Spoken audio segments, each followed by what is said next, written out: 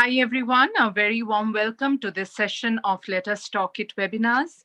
We are extremely excited to start this new year with a new, the webinars are same, but with a new approach of having the maximum time, utilization of the time of all the speakers, all the attendees who are joining in our webinars. So I'll talk about that a little bit later, but for now, just trying to welcome you all those who have joined in on social media, on YouTube, Facebook, LinkedIn, a very warm welcome.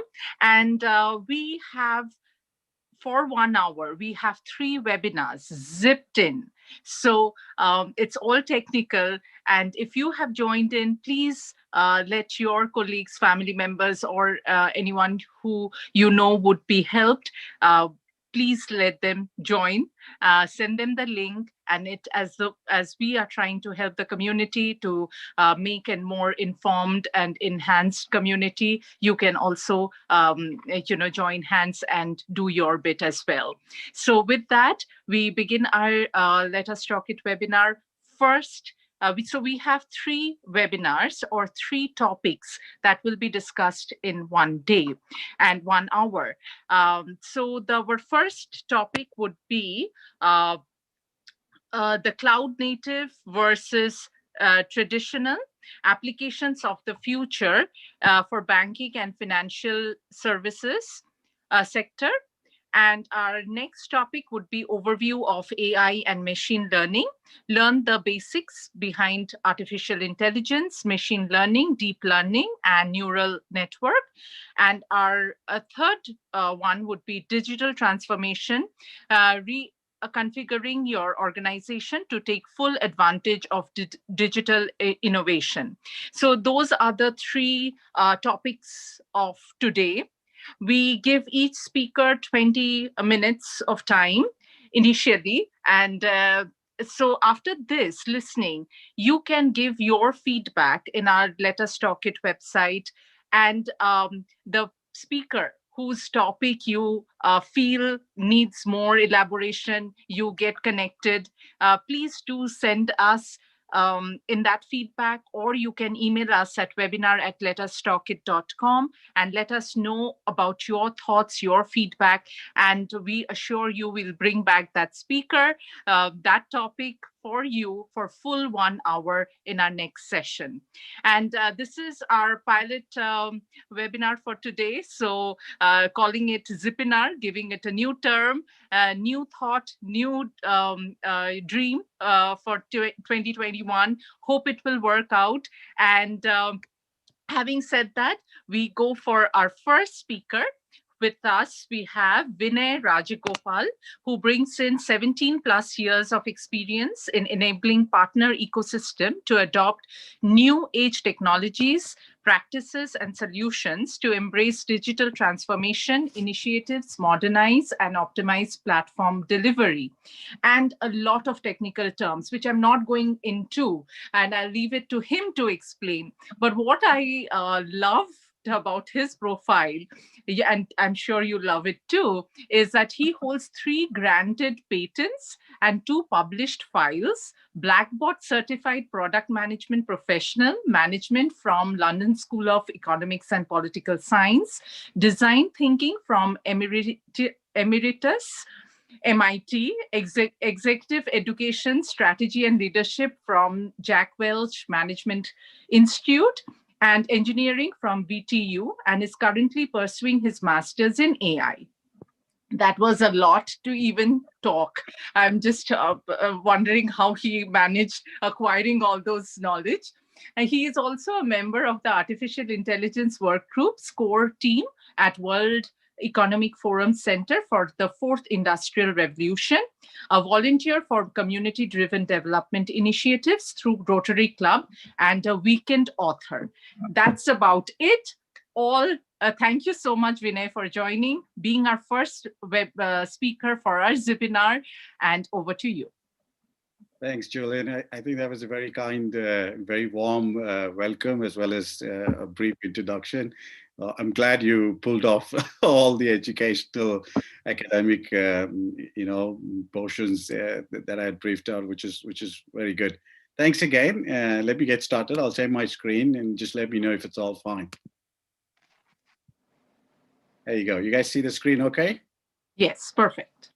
Excellent. Thanks a lot. So, I'm going to talk about how applications, are progressing. There's quite a lot of influx right now in terms of handling the legacy applications versus what we call as born on the cloud, right? The cloud native applications. We'll also look at the industry overview and then a couple of open source initiatives that we're working on, which is something that you guys can, kind of tap into. You could download those codes, play with it, and see how you could embrace that into some of your organizational or your passion towards building code, building applications, and so on and so forth. So on that note, let me get started. Quick introduction. I think Julan has already done a good job, but just to kindly quickly brief, I'm responsible for the partner ecosystem with Red Hat. From a solutions and architecture, from a technology perspective. I'm also a member of the AI work group from the World Economic Forum, which is a part of the Smart Cities mission. I'm also a member of the IT Future Tech panel. And she's already briefed. But one thing that I want to stress upon for everyone who's watching this webinar or Zupinar, I should say, is there's no end for learning. And you heard Julan mention that I'm currently pursuing my master's in AI. There's definitely no end for learning. And some of my patents, you could go to my LinkedIn profile. It's linkedin.com/in/Vinay Rajagopal. Click on those links and you'll be able to read through the patents completely. That would be of some interest, hopefully, for you guys. And having said that, let me quickly set the context up, right, in terms of where is the industry heading. And it's absolutely important for you guys to, kind of envision that and see where were we a few years ago, where have we been all this long way, and where are we heading towards, right? And that's the key emphasis in terms of how technology has evolved, right? And if you look at it from a banking perspective, we've seen typical banks, the brick and mortar kind of a setup, right? For every little thing, you have to get into the branch, get your stuff done, complete those transactions, and then walk out, right? It's as simple as even drawing cash out of your own bank account. Now, we've seen that has evolved into ATMs, it's evolved into what we called online banking. Of course, those days it was all web, and eventually it's come to different form factors of what we call handhelds, right? The smartphones. And what happened in the last decade, if you've seen, there's been a very strong ecosystem that's built across the banking services, right? The API, the ability to expose data in the form of an application programmable interface gave way to a lot of fintechs, like we call it, all those startups from a financial perspective. And not just that, if you see in the last few years, the API economy has truly opened up very large initiatives. Like, for example, the Europeans, they came up with this whole open banking initiative where there was very defined standards and the roles that each party would play within the consortium to kind of expose the data and make sure the banking services are available for anything as simple as retail or a smart pay, even using your watch to make a payment and things like that.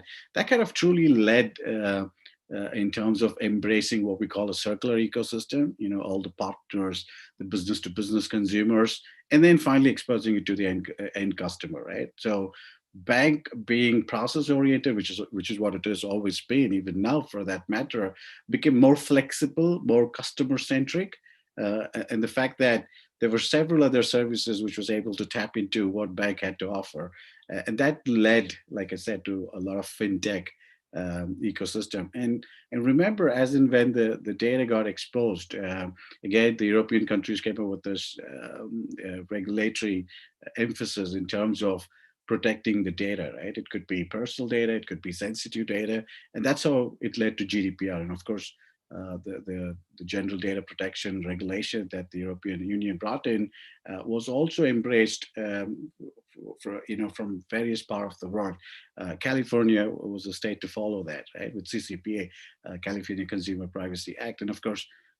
India has just tabled the India Data Protection Bill as well. So that led to what we call RegTech, the regulatory, technical startups that also fueled this ecosystem. Now, where is all this heading? This whole payments, whole services. Now, if you see where all of this is heading, from an industry perspective, is tomorrow you would see vehicles like your cars, which are connected, where they're instrumented, they're connected, and therefore they're intelligent. So the next time you walk into a fuel station, you don't have to pull your wallet or use your credit card to make a payment.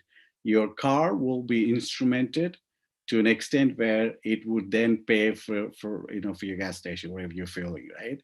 So that's where we're heading. We call that V2X, vehicle to anything. Every connected vehicle has a lot of data that could help the community, the county, the municipal corporation in terms of understanding the traffic patterns, in terms of even probably looking at a natural disaster. It could be a landslide or a storm or any of those, by the patterns of these connected cars. And how are banks making a difference? When it comes to the payment, like we call that as wallet on wheels, right? So your cars are going to become virtual wallets for you to make payments. Now, that's on the upper side of the horizon, right? If you look at what is happening on, from a bottom line perspective, is everything is getting hyper personalized. And what that means to us is identity and access management will continue to be at the center of the every initiative that a bank or anybody in the financial sector has to deal with, right? And what is that is happening is there's a definition of a global consumer-driven identity and access management. And tomorrow you would see you would see your smartphones becoming so intelligent that you don't have to key a password. All you have to do is use your biometrics, your facial detection, and so on and so forth, and would still be able to, transact with the bank seamlessly.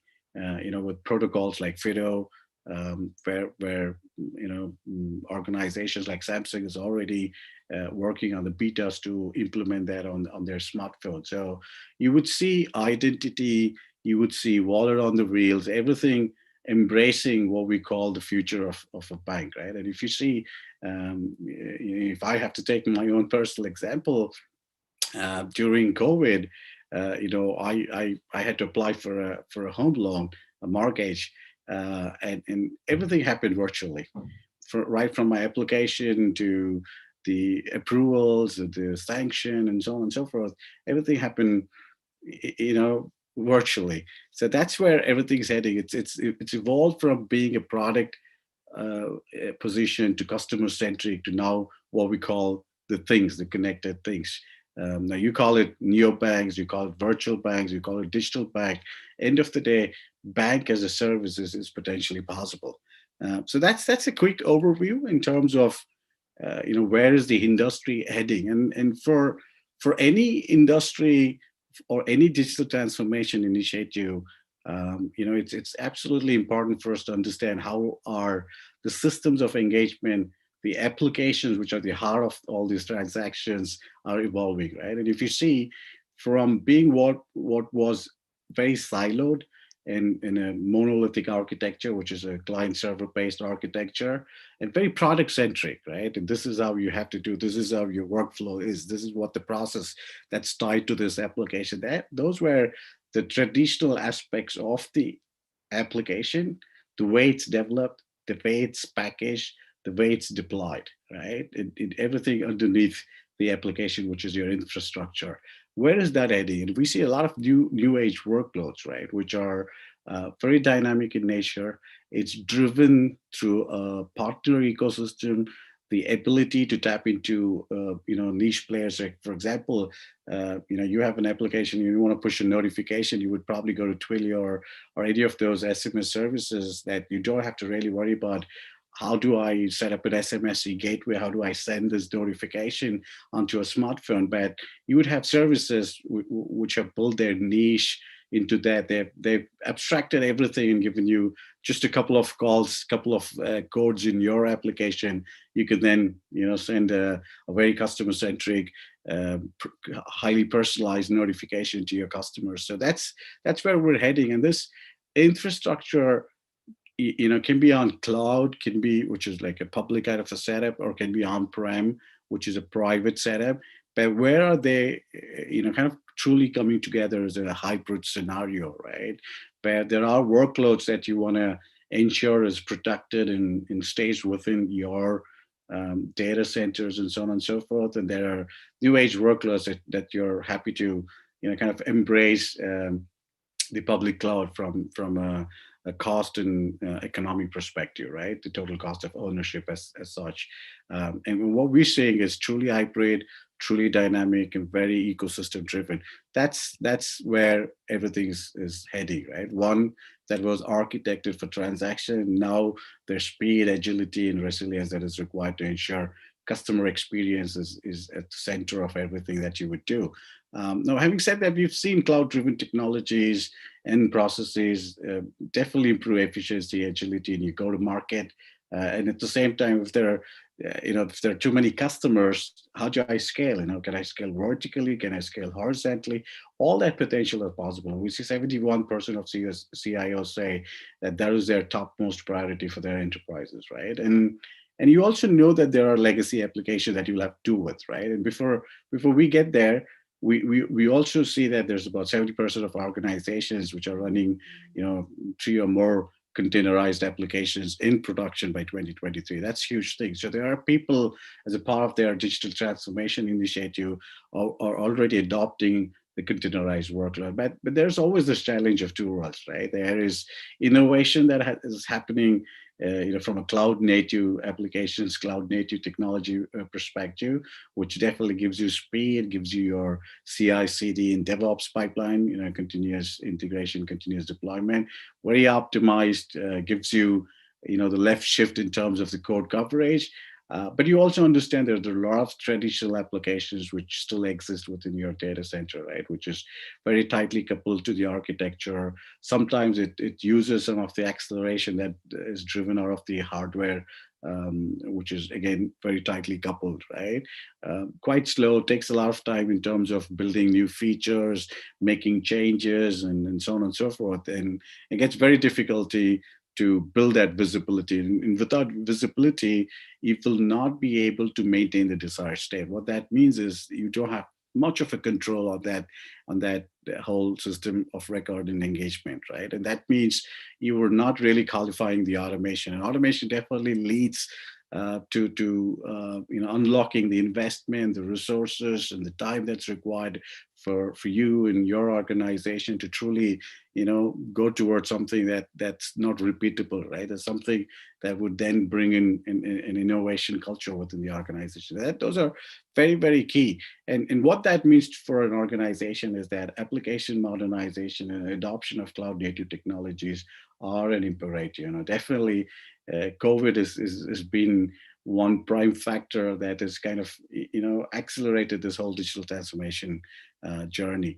Now, having said that, what are the vantage points for you and your organization? Now, you need to be uniquely placed to orchestrate and tap into your partners, right? And I mentioned about fintechs, regtechs, and there we've seen a lot of insurance companies tapping into retail organization. If I'm a retail organization, or I'm an appliances organization, or I'm selling a TV or something, I could now add an insurance to the TV, or I could, if there's a repair process, I could sell my what we call the annual maintenance and things like that attached to that, right? And retail banks have also have enough data to kind of help customers realize various ways of investments, various ways of either tapping into an IPO market or equity shares and so on and so forth.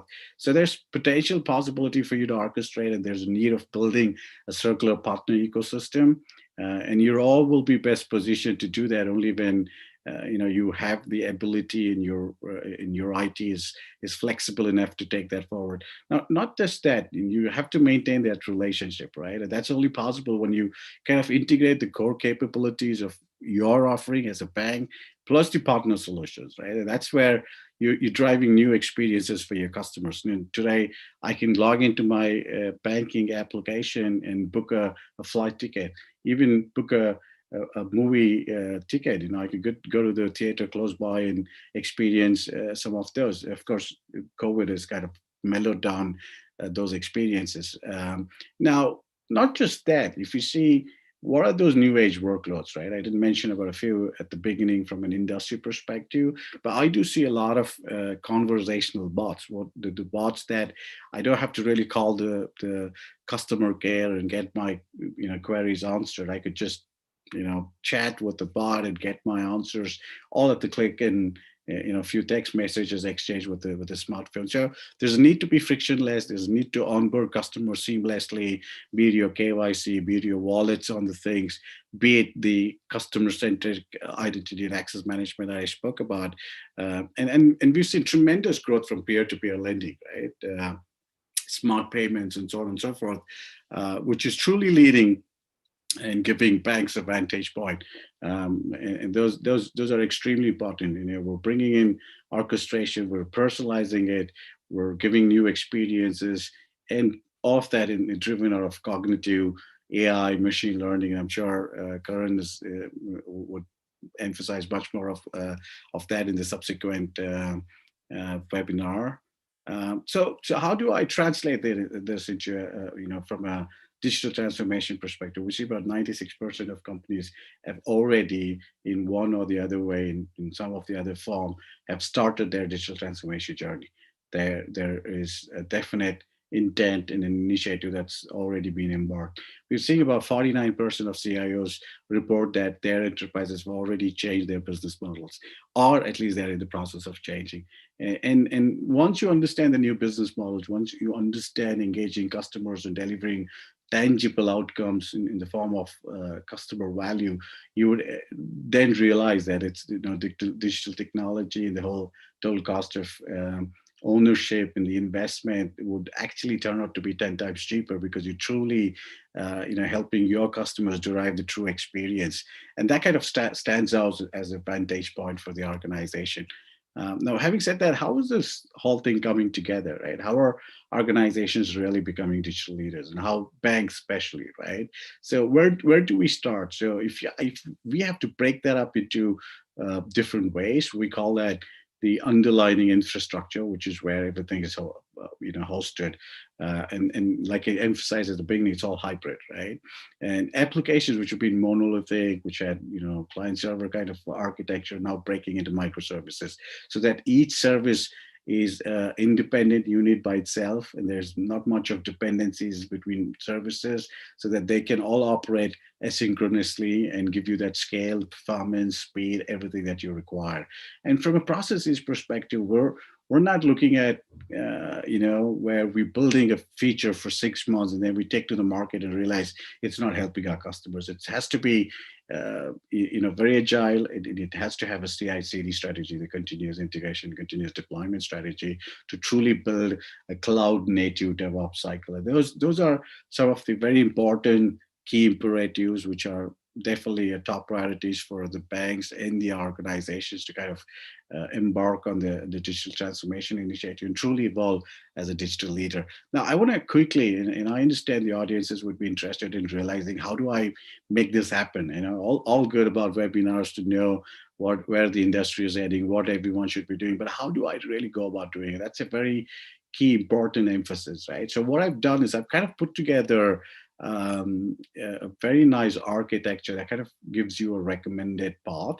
It also gives you a phase-wise approach. What you do is you start with your web servers, your virtual machines, and so on and so forth, and then you look at rationalizing them from an application perspective and see what is that you could modernize, and how do you start adopting containers as the next phase, where then you truly become a cloud native organization, which could be hybrid, on-prem, or public cloud for that matter. And there are definitely a lot of tools, a lot of open source emphasis that gives you not just ability to orchestrate a container image, bring the self-healing capabilities and so on and so forth, but it also gives you ability to monitor the health of your application. It also gives you ability to meter that if you're putting together an emphasis like a pay as you use or anything as a service kind of a setup. Now the best part is if you kind of follow Red Hat, everything we do at Red Hat is open source. And what we've done is we've taken the Kubernetes platform and we've added a lot of adjacencies to it, and we made that into a world-class enterprise Kubernetes platform, which is the number one right now in the market. What that means to you guys is if you build it on OpenShift, you could then deploy it on IBM Cloud, you could deploy it on AWS, deploy it on Azure, OpenStack, or on your own systems, or even Google Cloud for that matter, even Alibaba Cloud. So that's the beauty of it. So if you're starting something, you're a startup, or you have plans to build an application, please get started on OpenShift, and that truly gives you this interoperability, from a cloud perspective, true multi-cloud architecture that you could approach. So that's the quick architecture, and what that means is, definitely, getting away of the overhead in terms of managing different development platforms, different tool chains for the DevOps. No need to build siloed product units, regional vendor tools, dependency, cost, the overall cost for production. Not just from a development perspective, also the costs that are involved from a deployment perspective. Fast change requests, easy to build new features, easy to know to draw the visibility factor so that you could then apply control and automation. And that's the best part of kind of reducing the complexity on choosing that foundation that you want to build upon. And then of course cost savings, right? That's the key for any organization. Now, if I have to translate that quickly in the form of new age workloads, we talk about Internet of Things, IoT, and quickly on AIM, machine learning aspects. And of course, like I said, Karan would then kind of give you more overview from an AI/ML perspective. So we do realize that there's everything's connected right now in the world, right? So that everything is smart, instrumented, interconnected. They have data to share, something that we all can tap into and kind of bring those insights to improve the efficiency of operations or new business models that we can build. Now, from an end-to-end perspective, it is very important. It's not just those devices which are interconnected, like I said. It's not just about managing those devices and ensuring there's a connectivity, but in terms of policies, in terms of limiting what is that you could and what is that you could not, right? From enforcing policies and access and so on and so forth.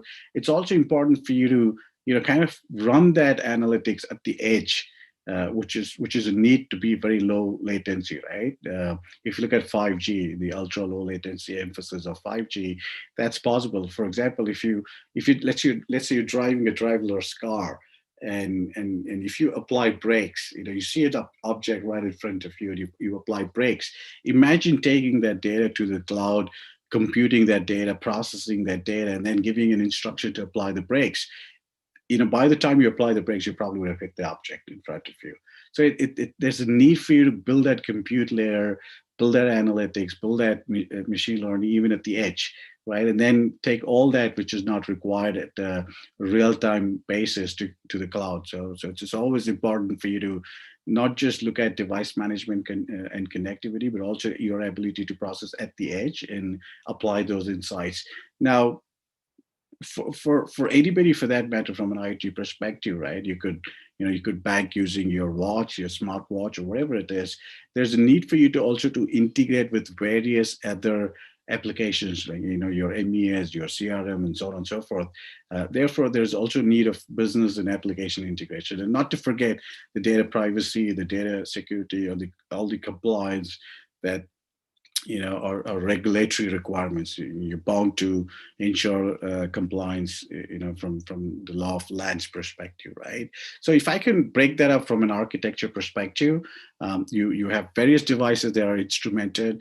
You have an edge that you kind of brings your gateway to bring that data and then push that into an integration hub. And then you do all the data slicing and data management, your extract, transform, and load operations, and make sure you capture that data into your application, irrespective whether it's cloud native or traditional. And that modular end-to-end approach from machine learning perspective would be how do I build the machine learning model? How do I train it? How do I infer out of it? How do I bring that data? Now, before you do any of those things, there's need for you to kind of translate that data, which is from different protocols, right? Every devices would have its own protocol. There's several protocols that you would use, but you need that translation of the data. You need your ETL operations. You need to build your model and constantly train that model, and then take that insight out to out to your application again. So if I could map that up from an end-to-end IoT perspective, these are the functional blocks. And of course, we could do this in some other webinar. But from an overview perspective, and from a Red Hat perspective, we have AMQ. Again, AMQ through your Kafka streams, or you could typically use a broker kind of a setup, which is like a service bus where you could publish or subscribe, and then we have a Fuse Red Hat Fuse component, which helps you in terms of integration to any other enterprise application.